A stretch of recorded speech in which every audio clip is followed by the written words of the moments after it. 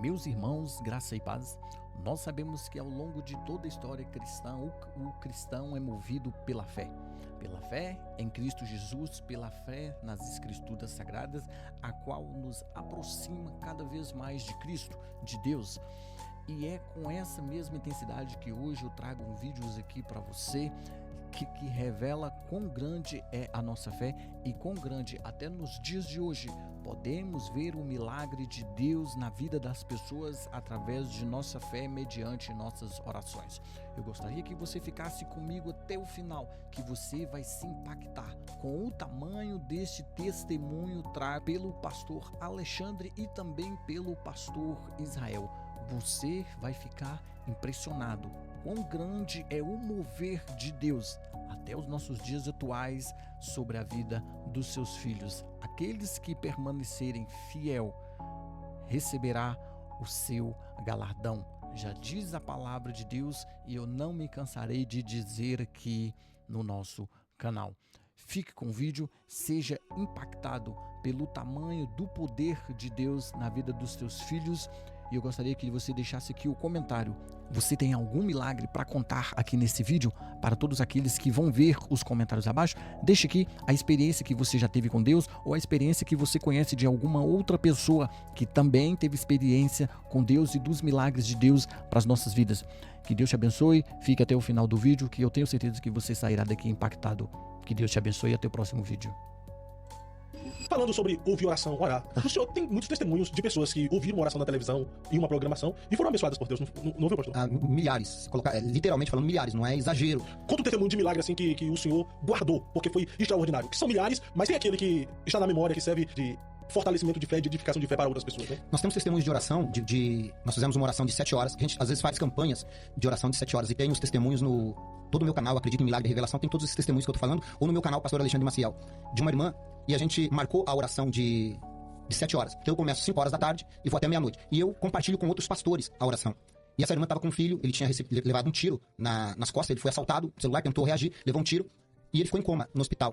E o médico desenganou ele. O médico chegou pra irmã na sexta-feira e falou assim: nós vamos desligar o aparelho, porque seu filho não reage mais, tá morto. Ela, sabendo da oração, falou: o doutor, dá pra esperar pra desligar o aparelho amanhã? Porque a gente tá num propósito aí com Deus. Insistiu com o médico foi e simplesmente falou: tá bom, amanhã a gente desliga os aparelhos. E começou a oração. Essa irmã orou 7 horas seguidas. Quando foi 11 horas da noite, numa revelação que Deus deu a um dos pastores que estava orando, falou: tem uma mulher que tá dentro da UTI, que o filho seu tá na UTI e ele tá morto. E você pediu pro médico não desligar os aparelhos porque você acredita no poder da oração. E Deus vai ressuscitar seu filho. Ela disse que creu na hora. No outro dia o médico falou: a senhora tem muita sorte, porque nós colocamos seu filho de bruço e ele começou a reagir. Eu tenho testemunho desse moço na igreja. Então o que aconteceu? O médico, acha que porque ele, e não estou tirando o mérito do médico, porque ele colocou o filho dela de bruço, é que ele começou a reagir. Na verdade, não é porque o médico colocou o filho dela de bruço apenas, é porque a igreja se colocou de joelho e o filho ressuscitou. Então, eu tenho experiência de pessoas que oraram 2, 3 horas e viram filhos ressuscitarem. Isso tem alguns testemunhos de ressurreição lá no meu canal. Então, baseado com esse testemunho de milagres, gente que ia amputar a perna, inclusive essa semana mesmo eu colhi um testemunho de uma mulher que o rapaz já tinha amputado uma perna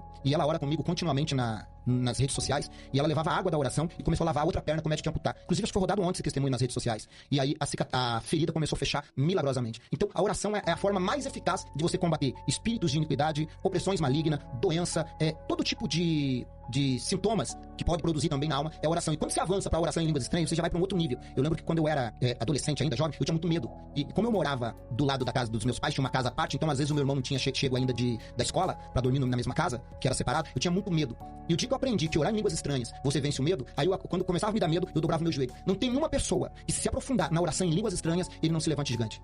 Porque a línguas estranhas te coloca em um mistério com Deus. Então o diabo não entende, ninguém tem. É uma língua aonde você edifica. É por isso que Paulo diz: o que fala em língua edifica-se a si mesmo. Então, se a pessoa tiver algum problema espiritual, se estiver com medo, dobra o teu joelho e ore até falar em língua estranha. E ao falar em língua estranha, persevere orando. Não tem. Você vai levantar, não tem demônio, não tem gigante, não tem enfermidade, não tem problema. Cura até depressão, na sua maioria das vezes. Nós vamos falar, línguas estranhas, salva aí, que nós vamos falar sobre a oração em línguas, né? Porque parece, na forma que o pastor falou, parece que as pessoas falam em línguas quando quer, né? Parece que fala, começa a orar e ora em línguas e persevera orando em línguas. Ora quando quer. Ora em línguas quando você ora em línguas quando você quer. Pastor Israel, e o senhor já tem algum testemunho de milagres através de pessoas que ouviram a sua poderosa oração? A mulher engravidou por várias vezes e uma das últimas vezes foi gêmeos. O médico tirou as crianças, Uma tava com a marca de mão no pescoço e a outra tava com agulhas na cabeça. Você não entrou lá no ventre pra colocar agulha na cabeça, não, né? Então tá bom.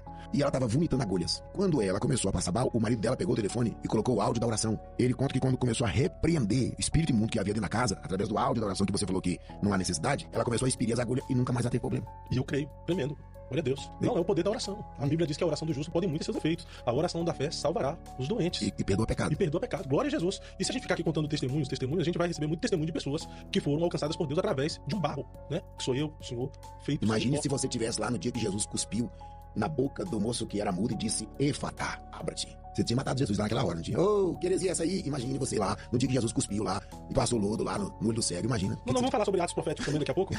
Mas ainda falando sobre oração, orar pelas pessoas, pastor, e esse mistério, conforme o pastor Israel contou aqui agora, que há muito no ministério do Senhor, do pastor Israel, na igreja do missionário Davi Miranda, de orar pelas pessoas, e as pessoas vomitar cabelo, vomitar agulha, tem história de pessoas que vomitaram até sapo. Como é que ocorre isso, pastor, de alguma forma? Essa ação através de uma oração que é feita e a pessoa faz vômitos de coisas estranhas.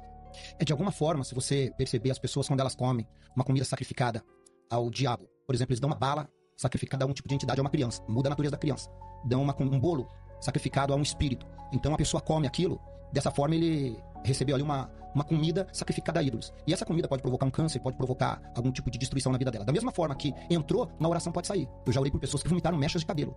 Literalmente. Já orei por pessoas que vomitaram câncer, a ponto das pessoas quase não suportar o cheiro ali do câncer. Isso vomitaram milagrosamente. Já orei por pessoas que, quando terminou a oração, eu tenho testemunhos gravados, quando terminaram a oração do YouTube, correram pro banheiro e foram urinar e saiu o câncer. Tiraram fotos do câncer. Já orei por pessoas, eu orei por uma mulher uma vez, que na casa dela, aparecia muito, ela tava com crise familiar e aparecia muita macumba. Ela comprava lata de sardinha no mercado, quando abria tinha cabelo. Fazia o feijão. Quando ia abrir o feijão, tinha mechas de cabelo dentro do feijão.